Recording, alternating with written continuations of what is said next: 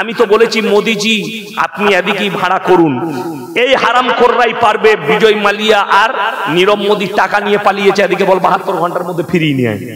কথাটা বুঝতে পারেন? তখন ধরা পড়বে মালটা 2 নম্বরই না 1 নম্বরই। এদিকে ঝাঁটা জুতো মারার লোক নাই, ধোঁকাবাজ প্রতারক। আমার তো বুঝে আসে না, আপনার মেদিনীপুর টাউন কাছে, সেইখানে গিয়ে ল্যাবেতে রক্ত দেন, রক্ত দিয়েও অনেক সময় রোগ ধরা পড়ে না, পড়ে না বলে রোগ ধরা পড়লো না, আবার একটা ল্যাবরেটরি দিয়ে পরীক্ষা করো। আর আমাদের দেশের কিছু বাবা আছে, তারা জামা মেপে রোগ বলে দিচ্ছে, বিরাট গোলমাল তো। আর এরকম যদি কেউ বলে দিতে পারে, এগুলো বিশ্বাস কারা বেশি করে জানেন? আমার মায়েরা বোনেরা, তাই না? কোন মেয়ের সামনে যদি কোনো কেউ যদি এরকম জামা মেপে দেয়, সেই মেয়েরা প্রচার করে, কি জানেলো জামা মেপে রোগ বলে দিয়েছে, বাস তার বাজার লাইক। কি বুঝলেন? সব থেকে বড় মিডিয়া জানেন কে? মায়েরা। কি বুঝলেন? এরা কিছু না হোক বড় মিডিয়া। কেউ যদি এদিকে কায়দা দেখাতে পারে তার প্রচার এরা করবে। কি বলেন? সে তো তাবিজ নিয়ে যাচ্ছে, আবার সে পাড়ার মেয়েকে বলছে তোর কি হয়েছিল তুই জানি না, অমুক হুজুরের কাছে গেলেই ভালো হয়ে যাবি, আমি নিয়ে যাবো তোকে। একটা হাঁস নিবি আর একটা মুরগি নিবি আর 500 টাকা নিবি, তাইলে ভালো হয়ে যাবে। নাউজুবিল্লাহ। বড় কষ্ট লাগে। আমার বাবা, আমার বাবাজিরা, আমার ভাইয়েরা, আমি কারোর বিরোধী নয়, কিন্তু আপনাকে ধোঁকা দেওয়া হচ্ছে, প্রতারণা করা হচ্ছে, আমি হচ্ছে এটার বিরোধী। পানিটা দেন তো, পানির বোতলটা দাও। আমার মুসলমান ভাই, ইমানদারির সঙ্গে বলছি, আমার আল্লাহ রাব্বুল আলামিন দেখুন, অনেকজন মায়েরা ভালো করে শুনবেন, আপনাকে ধোঁকা দিচ্ছে। বাচ্চা নিবে, বাচ্চা তাবিজওয়ালারা বাচ্চা দিয়ে দিচ্ছে না, দেয়নি। তারা বলছে আমার তাবিজে ছেলে হয়ে যাবে, কেউ আবার বলছে আমার তাবিজে বেটা ছেলে হয়। খোঁজ নিয়ে দেখুন, হারাম করে একটাও বেটা না। হ্যাঁ, আচ্ছা, আমাদের হুজুরের তাবিজে বেটা ছেলে হলে পঞ্চায়েত গুলো কাদের দখলে হতো? হুজুরদের না আপনাদের? বুঝতে পারেননি? ইসলামে 4টা বিয়ে যায় না, জানো না? 4টা করে বিয়ে করতাম, 4 10 40টা বেটা। লাঠির জোর কার? তো পঞ্চায়েত তো আমারই হবে, তোমরা পাবে কি করে? পঞ্চায়েত গুলো সব হুজুরদের হতো পশ্চিম বাংলা। 4টা করে বিয়ে করতাম, আর 4 10 40টা, প্রতি বছর একটা করে বেটা। বুদ্ধি নাই। হুজুর তোমাকে তাবিজ দিয়ে বেটা দিবে, আর হুজুরের বিটি হয়েছে। কোরআন খোলো, আমি কোনো গল্প গুজব করিনি। সূরা আল ইমরান, কোন সূরা বললাম? যাদের বাড়িতে মানে কোরআন আছে ছুটে যান আর খুলে দেখে আসুন, এসে আমাকে অ্যাটাক করুন, স্টেজে আসুন, আমিও আপনাকে কোরআনের তাফসীর খুলে দেখিয়ে দেব। হুয়াল্লাযী ইউসাউবিরুকুম ফিল আরহামি কাইফা ইয়াশা, লা ইলাহা ইল্লা হুয়াল আজিজুল হাকীম। হে আমার নবী, পৃথিবীর মানুষকে বলো, মায়ের গর্ভে বাচ্চা দান করি আমি আল্লাহ আমার ইচ্ছা মতো, আমি কারো পরামর্শে কাজ করি না। জোরে বলুন সুবহানাল্লাহ। এটা কোরআন, সূরা আল ইমরান। আমি আমার ইচ্ছা মতো বাচ্চা দান করি। কানা দেবো না খোড়া দেবো, সুন্দর দেবো না কালো দেবো, রং ফর্সা দেবো না মাগুর সামলা দেবো, হাতটা টেরা দেবো না বেঁকা দেবো, অন্ধ দেবো না ভালো দেবো, সব আমি আল্লাহ আমার ইচ্ছা মতো দান করি, আমি কারো পরামর্শে কাজ করি না। আমার মুসলমান ভাই, সবাই নিয়ত করুন, আজ থেকে হাত তুলে বলুন তো মুমিন হব ইনশাআল্লাহ। জোরে বলুন ইনশাআল্লাহ। মুমিন হতে গেলে আমার আল্লাহ কিন্তু শর্ত রেখেছেন, শর্তগুলো সবাই মানবেন। জোরে বলুন ইনশাআল্লাহ। 5টা শর্ত আছে। 1 নম্বর, আমার আল্লাহ কোরআনে বললেন মুমিনদের আখলাক শোনো, কাদ আফলাহাল মুমিনুন।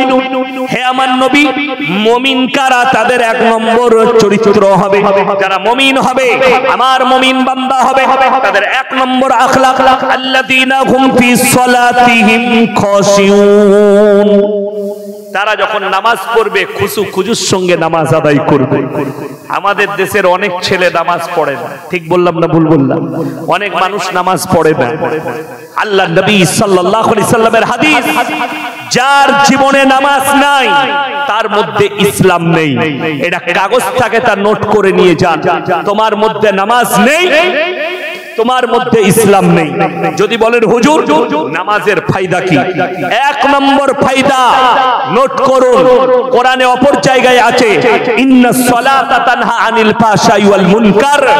নিশ্চয় নামাজ এমন একটা হাতিয়ার, মানুষ যখন নামাজ পড়ে অশ্লীল কাজ থেকে সরিয়ে তাকে ভালো কাজের দিকে নিয়ে যায়। জোরে বলুন সুবহানাল্লাহ। এটা এক নম্বর ফায়দা। দ্বিতীয় নম্বর, আপনাকে পাপ থেকে পাপ মুক্ত জীবন গড়ায়। আপনি যখন নামাজি হবেন, যদি টাসের আড্ডা বসে, সেই পাশ দিয়ে পেরিয়ে গেলে আপনি কিন্তু টাসের আড্ডায় বসতে পারবেন না। পারবেন? একটা দাড়ি টুপিওয়ালা বসতে পারে? পারে না। কেন? আমার মধ্যে আমি নামাজি, আমার এই জায়গায় বসা যাবে না। একটা নামাজি মদের আড্ডায় বসতে পারবে না, একটা নামাজি টাসের আড্ডায় বসতে পারবে না, একটা নামাজি সে ফট করে জুয়ার আড্ডায় বসতে পারবে না। কেন? তার নামাজ থেকে বাধা দিবে। এখন এরপরে আলোচনা করব, আপনি কি, আমরা কি অরিজিনালি নামাজি না পাইকারি নামাজি? আমাদের দেশে পাইকারি নামাজি বেশি, তাই না? এই রমজান মাস আসছে, অনেক মসজিদে তারাবি হয় না? কথা বলে আমাদের দেশের লোক পাইকারি নামাজ পড়তে বেশি ভালোবাসে। হাফেজ সাহেব যদি একটু বেশি স্পিরিট, একটু যদি আসতে পড়ে তো বলে কি হাফেজ আনলি, স্পিরিট নেই, কাল থেকে হাফেজ সাহেবকে বলে দিবি একটু স্পিরিটটা বাড়াতে। 1 ঘন্টায় যেন তারাবি শেষ হয়ে যায়। 20 রাকাত নামাজ 1 ঘন্টায় শেষ। ফেরেশতারাও খুঁজে পাবে না মাল পড়ছে খুঁজে। ওই তারাবি তো হয় আমাদের দেশে। হ্যাঁ, সব থেকে দুঃখ যেটা শুনেলেন আল্লাহ নবী সাল্লাল্লাহু আলাইহি সাল্লামের হাদিস, কেউ যদি কোরআন পাঠ করে এক একটা হুরুফে 10টা করে নেকি পাবে। জোরে বলুন সুবহানাল্লাহ। যে শুনবে সেও অতটাই নেকি পাবে। তো তুমি যদি তারাবিতে কোরআন শোনার, কোরআন যদি বুঝতে না পারো, আলহামদুলিল্লাহ মালিক আমিনা কানা মুদাকানা জামিনা শোনা কিছু বুঝতে পারছেন, এই ফেরেশতারাও খুঁজে পাবে না মাল পড়ছে কোথায়। তো আপনারা তো দূরের কথা, আর আপনি বলছেন মারাত্মক জিনিস। এই রমজান মাস আসছে, তো যারা হাফেজ সাহেব আছেন, ইমাম সাহেব আছেন, মুয়াজ্জিন আছেন, শুনে যান, 3টে সময় গাল খায় ইমাম হাফেজরা, ইমামরা, মুয়াজ্জিনরা 3টে সময় গাল খায়। 1 নম্বর, ইমাম সাহেব গাল খায় মাগরিবের নামাজে। কোন নামাজে? মাগরিবের নামাজে। কখন? মাগরিবের নামাজ পড়েছে, ইফতারি পড়ে দাঁড়িয়েছে, যদি একটু লম্বা সূরা করে দেয়, নামাজটা একটু দেরি হয়, 3য় রাকাতে দাঁড়িয়ে মনে মনে বলবে, শালা কত লম্বা সূরা ধরেছে, শালার বুদ্ধি নেই, সারাদিন বিড়ি খাইনি, কি বলে ও বিড়িখোর মান। কথাটা বুঝতে পারেন? এই বিড়িখোর, সিগারেট খোর আর গুটখা খোররা গাল দেয় নামাজে দাঁড়িয়ে রমজান মাসে। 1 নম্বর গেল। সেহরির সময় মুয়াজ্জিন গাল খায়। যারা বিড়িখোর আছে তারা এখন সেহরিকে অপেক্ষা করছে কখন টাইম শেষ বলবে। যখনই মুয়াজ্জিন হাঁকবে, আর মাত্র 3 মিনিট বাকি আছে, কইবে বিড়িটা দে তাড়াতাড়ি, শালা হারামি হেঁকে দিল এখনই, বিড়ি খেতে হবে। 2 নম্বর গাল। আর 3য় নম্বর হচ্ছে হাফেজ সাহেব গাল খায় তারাবিতে দেরি করলে। যারা আমার বাবাজি আছে ইমানদারির সঙ্গে বলবেন, যখন হাফেজ সাহেব রুকুতে যায়, সুবহান রাব্বিল আযীম, সুবহান রাব্বিল আযীম, সুবহান রাব্বিল আযীম, সামি আল্লাহু লিমান হামিদা, অনেক মুক্তাদির তখন একবারও হয় না সুবহানাল্লাহ বলতে বলতে মাল উঠে পড়েছে। ঠিক বললাম না? ভুল বললাম? কেন? আপনি তো বলেছেন স্পিরিটে, আর কোরআনে আল্লাহ বলছেন মুমিনদের আখলাক হচ্ছে তারা ধীর স্থিরতার সঙ্গে নামাজ আদায় করবে। নবীজি বললেন ফাইন্নাহু ইয়ারা, তোমরা যখন নামাজে দাঁড়াবে মনে মনে ভাববে আমি আল্লাহকে দেখতে পাই বা না পাই, আমার আল্লাহ আমাকে অবশ্যই দেখছেন। ফাইন্নাহু ইয়ারা, তোমরা যখন নামাজে দাঁড়াবে মনে মনে এই নিয়তটা করো, তোমার মনোযোগ আল্লাহর সঙ্গে যাবে। রাসূল সাল্লাল্লাহু আলাইহি সাল্লাম বললেন, তোমরা নামাজে গেলে, আমার ঘরে এলে, আল্লাহর ঘরে গেলে, তোমরা যখন নামাজে দাঁড়াবে দুনিয়ার হাজত গুলো সেরে নিয়ে নামাজে দাঁড়াও। হ্যাঁ, এলাহিগঞ্জ বাজারে দোকান আছে, মসজিদ আছে, নামাজ পড়বে, কি বললেন, ঠিক যখন ইকামত হয় তখন ঢুকে কিছু দোকান। ঠিক বললাম? মসজিদে তাকবীর শুরু হয়েছে, আল্লাহু আকবার, আল্লাহু আকবার, আল্লাহু আকবার, তখন তাড়াতাড়ি নামাজ দাঁড়িয়ে গেছে, সাটাটা ফরাম করে ফেলিয়ে এসে রুজু করে আল্লাহু আকবার, আর মনে পড়ছে না দোকানে চাবি লাগাইছি কি লাগাইনি। হ্যাঁ, নামাজ আর দোকান একসাথে মিশে গেল না। স্থির ভাবে দোকান লাগাও। ওই জন্য যারা হাজী সাহেব আছে, উমরা করতে গেছে, হজ করতে গেছেন, তিনারা জানেন যে মক্কা মদিনায় আজানের আধ ঘন্টা আগে উজু করে তারা প্রবেশ করে যায় যে নামাজ আমাকে আদায় করতে হবে। দোকান খোলা পড়ে থাকে, তারা আল্লাহর ঘরে চলে আসে। তবে এই কথাটা আমল করতে যান না। আপনি যদি বলেন ইয়াসিন ভাই বলে গেছে দোকান পড়ে থাক, তুই এসে নামাজ পড়বি, ঘুরে গিয়ে দেখবেন দুটি চানাচুরু নাই, দিয়ে আমার গালি, আপনি কিন্তু দোকান বন্ধ করবেন। কেন? আমাদের তো আউলিয়ার দেশ না, তা না হলে তো জুম্মার দিনে মসজিদ থেকে জুতো চুরি হয় না।